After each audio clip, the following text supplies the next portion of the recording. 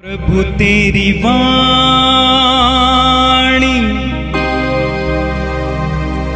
जीवन की रोटी, नयनों की ज्योति, अंधेरा मिटाती।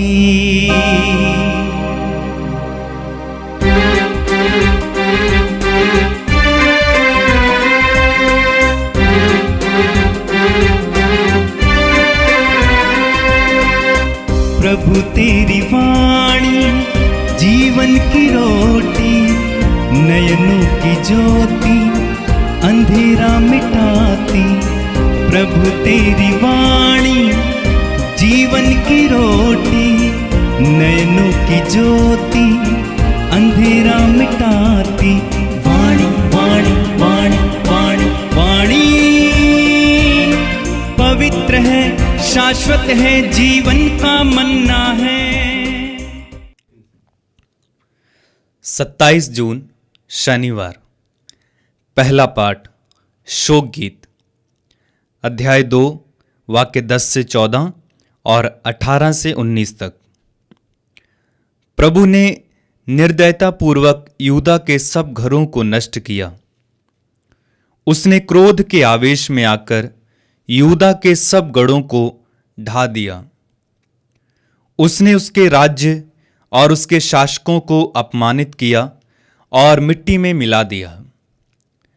सियोन के नेता टाट के कपड़े ओढ़े और सिर पर धूल डाले मौन होकर धरती पर बैठे हुए हैं।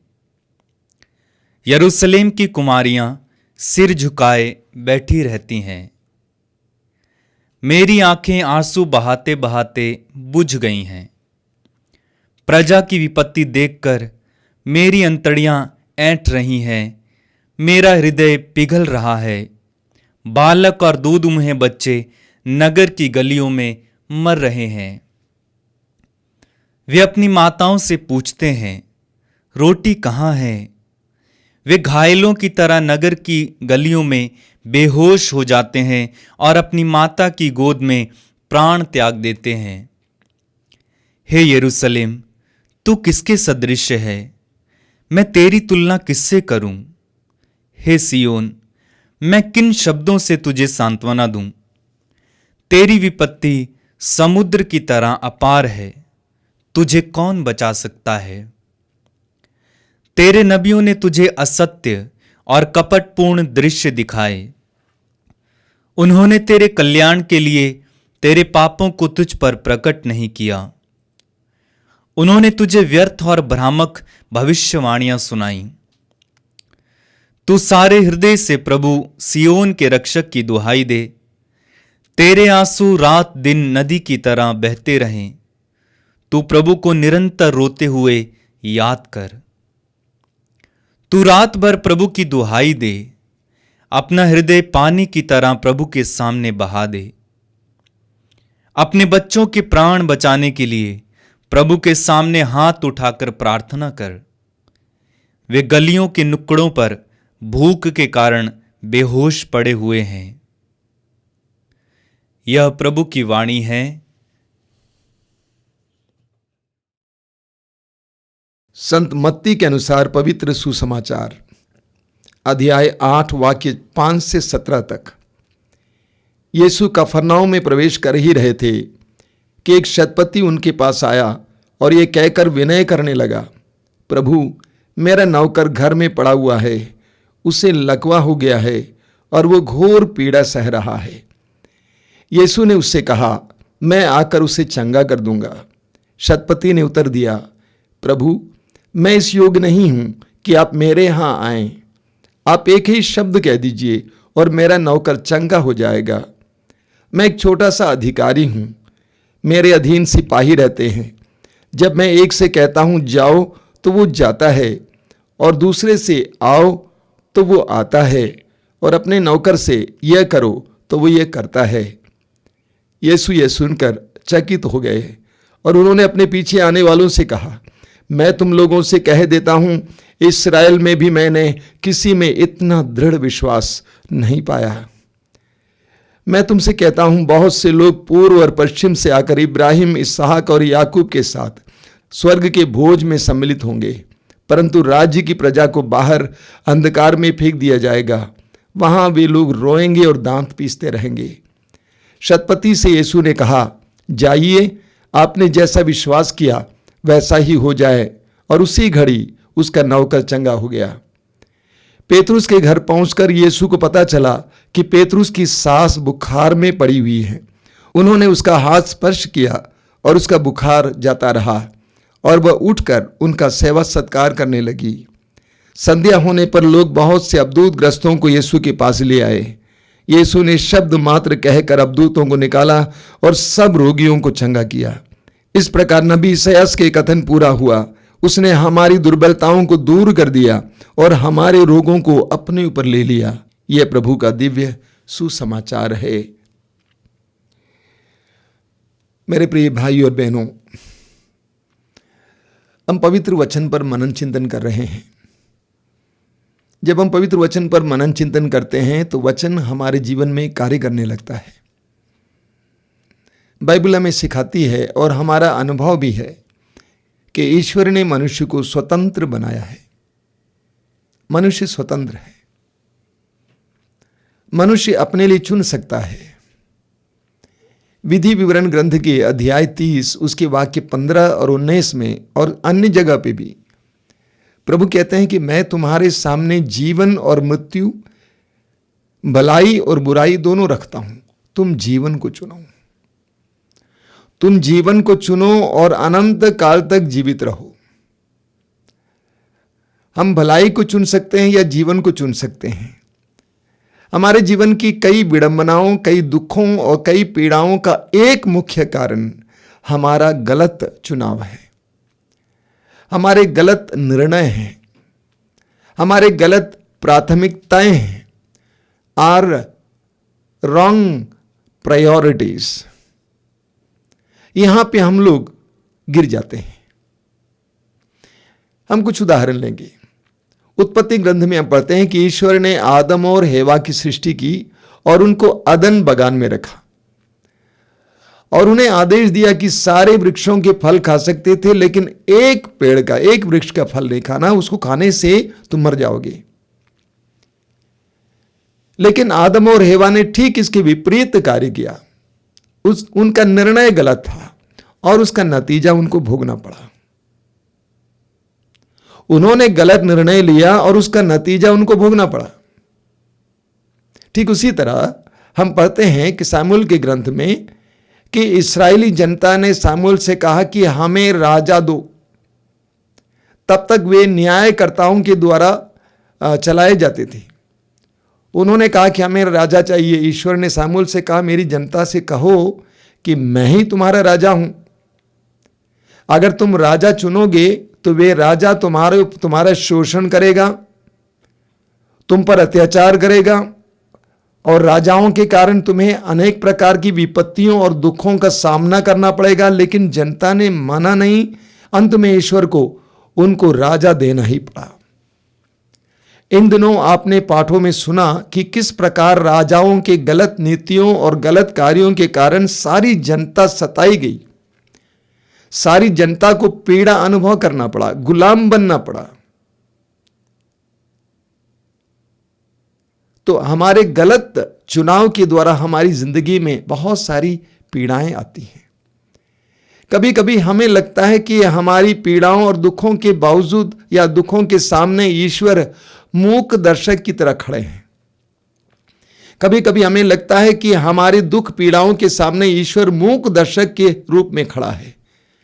हम पूछते भी, ईश्वर कुछ करता क्यों नहीं है? प्रभु कुछ करते क्यों नहीं है?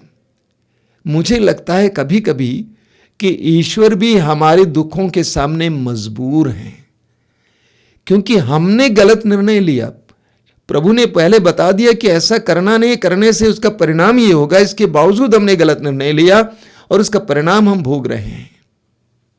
देखिए, ईश्वर हमारे साथ जबरदस्ती नहीं करता है। लूकस के समाचार के अध्याय 15 में प्रभु यीशु ने 3 महत्वपूर्ण दृष्टांत सुनाए हैं।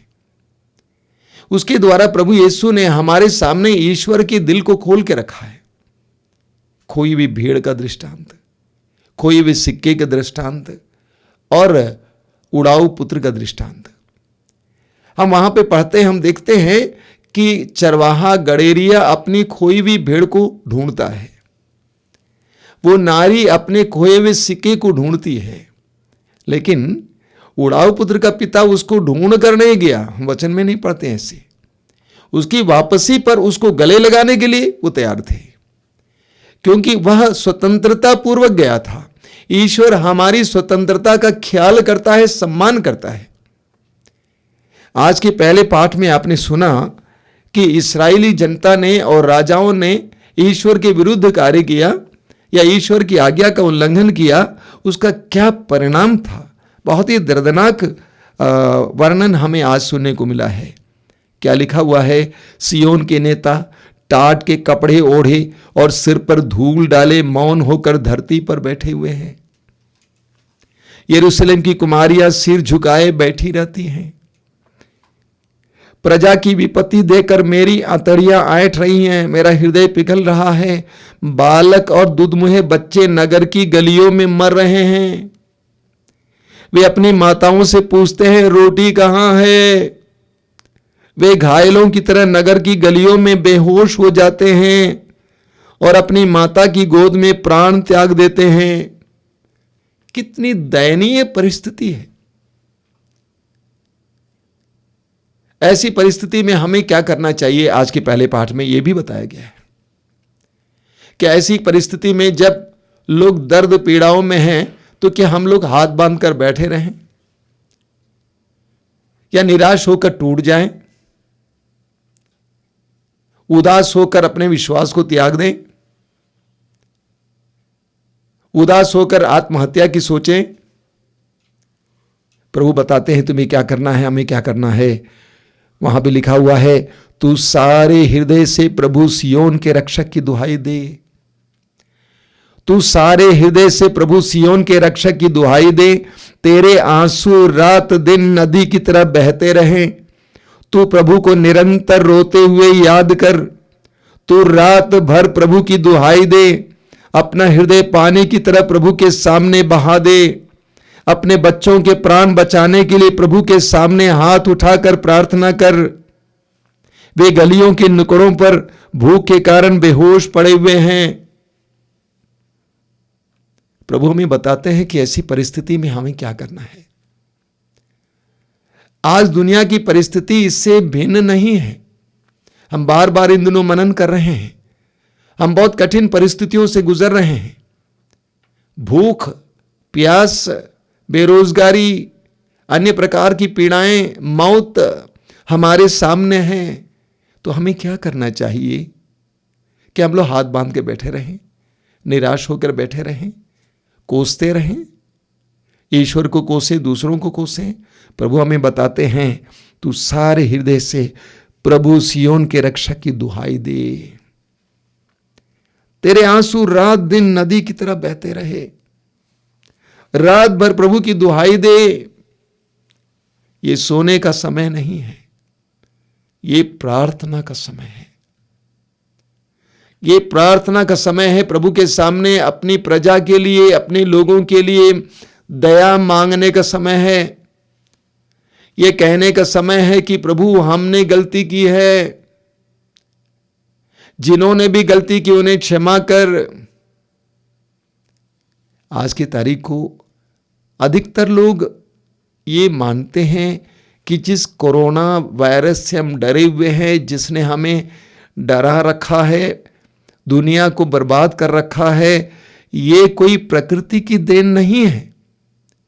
अधिकतर लोगों का ये विचार है कि ये प्रकृति की देन नहीं है, न ईश्वर का दिया हुआ है, बल्कि मनुष्य निर्मित है और मनुष्य नियंत्रित है। मैं भी विश्वास करता हूं। इसलिए हमें इस समय रो रो कर प्रार्थना करनी है, प्रभु हम पर दया कर, दया कर, दया कर। हमारे लिए एक सुंदर उदाहरण आज के सुसमाचार में हमारे सामने प्रभु ने रखा है। वहां पर हम पढ़ते हैं शतपति के बारे में। शतपति का मतलब क्या है? सेना में जिसके अधीन 100 सिपाही या सैनिक हैं। बहुत अच्छा पद है। जिसके अधीन 100 सैनिक है या सिपाही हैं, ये बहुत अच्छा पद है। इसके बावजूद आज हमने सुना कि वो अपने नौकर के लिए प्रार्थना करने के लिए प्रभु यीशु के पास आते हैं। अपने नौकर के लिए प्रार्थना करने के लिए प्रभु यीशु के पास आते हैं, अपने बच्चों के लिए नहीं, अपनी पत्नी के लिए नहीं, बल्कि अपने नौकर के लिए। कितना बड़ा हृदय उनका है, इतना बड़ा हृदय है कि वो अपने नौकर के दर्द से स्वयं पीड़ा महसूस करते हैं। और सुसमाचार में लिखा हुआ है कि वह प्रभु यीशु के पास आते हैं और अनुनय विनय करते हैं।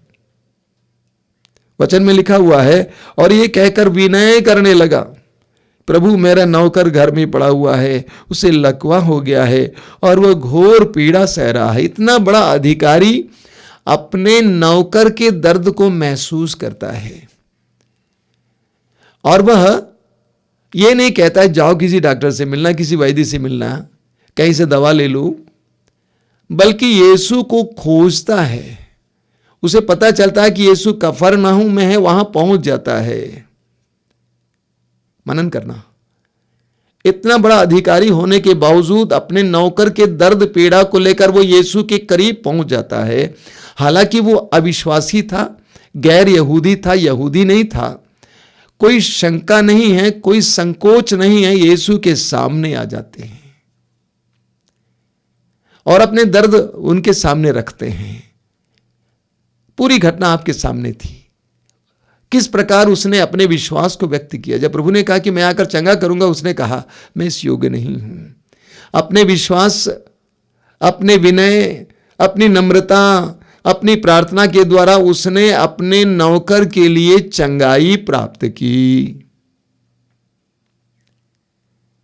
हमारे जीवन में भी कई पीड़ाएं होती हैं, दर्द होता है, हमें चुप नहीं रहना है, कोसना नहीं है, हमें यीशु को ढूंढना है, यीशु को पाना है और यीशु के सामने अपने बातों को रखना है। यह समय है मेरे प्रिय भाई और बहनों मध्यस्थ प्रार्थना का। जब दुनिया में हमारे चारों ओर इतना हाहाकार हो रहा है, दुख दर्द है, हम हाथ बांध कर नहीं बांट सकते हैं, हमें मध्यस्थ प्रार्थना करनी है। आज दर्द उसके परिवार में है, कल वो दर्द मेरे परिवार में भी आ सकता है। आज वह रोगी है, कल मैं रोगी बन सकता हूं। इसीलिए हम सबको आज प्रभु की ओर अपना हृदय उठाने की आवश्यकता है। तिमोथी का पहला पत्र अध्याय 2 में संत पौलुस कहते हैं, सबसे पहले मैं आपसे अनुरोध करूंगा कि आप सब लोगों के लिए प्रार्थना करें। सब लोगों के लिए प्रार्थना करना एक विश्वासी का प्रथम कर्तव्य है। आप और मेरा प्रथम कर्तव्य है। हमारे पास बहुत समय भी है इन दिनों, समय गंवाइए मत, रो रो कर प्रार्थना कीजिए। एक परिवार की तरह प्रार्थना कीजिए, अकेले प्रार्थना कीजिए। लूकस के सुसमाचार की अध्याय 18 उसके वाक्य 1 में हम पढ़ते हैं, लूकस लिखता है कि नित्य प्रार्थना करनी चाहिए, कभी हताश नहीं होना चाहिए। यह समझाने के लिए प्रभु यीशु ने एक दृष्टांत सुनाया। वो दृष्टांत क्या है? एक अन्यायी न्यायाधीश का दृष्टांत, जो किसी की नहीं सुनता था, किसी से नहीं डरता था, लेकिन एक विधवा जाकर बराबर उसके दरवाजे पे खटखटाती थी। अंत में उसको न्याय देना ही पड़ा। उसके बाद वाक्य 6 से 8 तक प्रभु यीशु कहते हैं, क्या ईश्वर अपने चुने हुए भक्तों के लिए जो दिन रात उसकी दुहाई देते रहते हैं न्याय की व्यवस्था नहीं करेगा? क्या वो इस कार्य में देर करेगा? मैं तुमसे कहता हूं वो शीघ्र ही न्याय की व्यवस्था करेगा। किसके लिए? जो दिन रात उसकी दुहाई देते रहते हैं। मेरे प्रिय भाई और बहनों, ये लॉकडाउन का समय है, अनिश्चितता का समय है, रोग का समय है। हमें भी प्रार्थना करनी है, मध्यस्थ प्रार्थना करनी है, न केवल अपने लिए, सारे संसार के लिए और विशेष करके दुखियों के लिए प्रार्थना करना है। आज के सुसमाचार में हमने ये भी सुना कि जब प्रभु यीशु पेतरुस के घर पे आए तो पेतरुस ने अपनी सास के बारे में नहीं कहा, बल्कि अन्य लोगों ने पेतरुस की सास के रोग के बारे में बताया। अन्य लोगों ने पेतरुस की सास के रोग के बारे में बताया, बुखार के बारे में बताया। प्रभु ने उसको चंगा किया और वो यीशु की सेवा करने लगी। हमें लोगों के दर्द और पीड़ाओं को यीशु के पास तक पहुंचाना है। ये पवित्र समय है और प्रभु यीशु हमारी दुर्बलताओं को अपने ऊपर ले लेंगे। हो सकता है कि हमारे जीवन की परेशानियां हमारे ही गलत निर्णयों के कारण है, हमारे ही गलत प्राथमिकताओं के कारण है। यीशु ऐसा दयावान करुणामय व्यक्ति है, प्रभु है, कि हमारी उन परिस्थितियों को भी बदल सकते हैं। आज हम मध्यस्थ प्रार्थना पर जोर देंगे, समय निकालेंगे। समय निकालिए, रात को, दिन को, जब भी समय मिले रोते हुए लोगों के लिए प्रार्थना कीजिए। आंखें बंद कीजिए, हम इसके लिए प्रार्थना करें। प्रभु यीशु तूने स्वयं अपने पिता से प्रार्थना की, हमें प्रार्थना करना सिखा। हमें अपने लिए प्रार्थना करने की आदत है हमारे अंदर। हमें दूसरों के लिए प्रार्थना करने की कृपा दीजिए, दूसरों के दर्द को महसूस करने की कृपा दीजिए। जिस तरह उस शतपति ने अपने नौकर के दर्द को महसूस किया, उसी तरह दूसरों के दर्द को महसूस करने और उनके लिए मध्यस्थ प्रार्थना करने की कृपा दीजिए। रात को चिल्लाकर प्रार्थना करने के लिए, आंसू बहाते हुए प्रार्थना करने के लिए हमें कृपा दीजिए। धन्यवाद यीशु, तेरी स्तुति हो। प्रभु तेरी वाणी जीवन की रोटी, नयनों की ज्योति अंधेरा मिटाती। वाणी वाणी वाणी वाणी वाणी पवित्र है, शाश्वत है, जीवन का मन्ना है।